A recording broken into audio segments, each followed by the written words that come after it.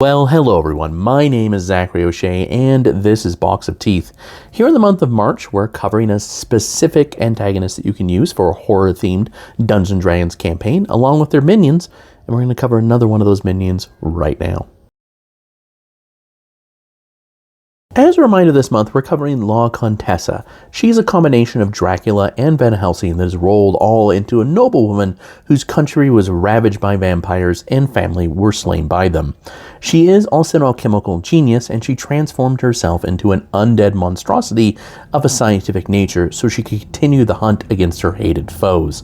However, over time, this has really bled out her morality, and now she is very much about the ends justify the means to slay not only vampires, but other sentient undead. She and her minions cover 3 different sub-horror genres, which are scientific horror, gothic horror, and vampire horror. The minion we're going to cover today is the Ghoulkiller, which is a play on the word fool killer, and it really leans into that gothic horror, scientific horror sort of genre. It only really dips its toes in the vampire horror aspect of things because it is an undead monstrosity, but it's not a bloodsucker, as I'll illustrate now.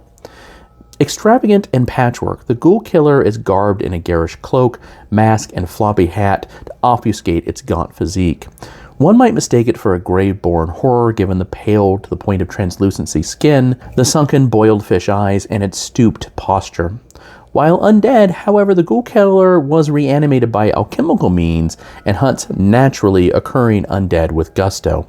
A grafted blade serves as one of the Ghoulkiller's arms, its edge weeping a concoction that lulls undead into a stupor and also sickens the living. Much like a court duelist, it wields this grisly weapon with panache and treats combat as a performance art.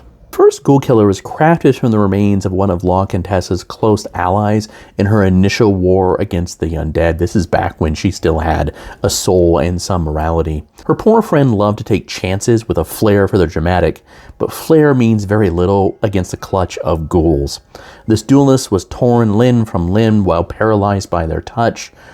La Contessa was driven by despair and scientific curiosity afterwards, and reassembled what parts remained, and then substituted the rest, thus the first blade arm. The undead created kept its deceased's bravado as well as its loathing of actual undead, but that was really all. The noblewoman was disappointed that she could not recreate her dear friend, but accepted the reality of the situation. She has worked on perfecting this construction method ever since. Now that we've covered that, let's go ahead and cover the Ghoulkiller statistics for Dungeons & Dragons 5th edition. A Ghoulkiller is a challenge rating 3 medium undead that is chaotic neutral. It's chaotic neutral because it really wants to kill natural undead and is also very daredevil in the way that it acts in this singular sort of drive.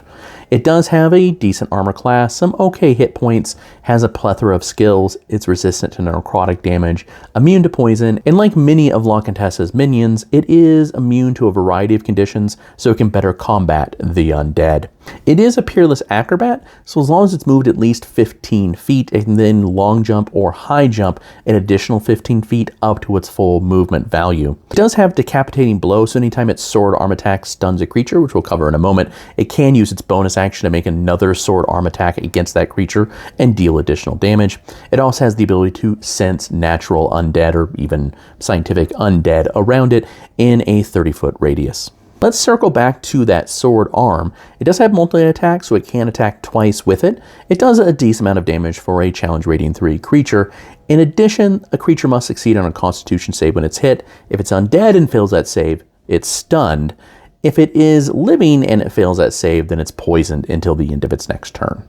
And again, if it's stunned, which means it's an undead creature, the Ghoulkiller can then go ahead and make a bonus action attack against that creature again, which is how it chops down ghouls relatively quickly. But then again, it can also be pretty effective against normal folks like your player characters as well, if needed. I hope you enjoyed the Ghoulkiller. You can find it, the rest of La Contessa's minions, and hundreds of other horror-themed monsters, all for Dungeons & Dragons 5th edition, that are all perfectly free at boxofteeth.blogspot.com. If you're more interested in the non-Dungeons & Dragons horror projects that I have, or the horror fiction that I write that includes Grease Paint right here, Book 2 will be coming around pretty darn soon, so keep an eye out for it. You can always go to www.zacharyoshea.com.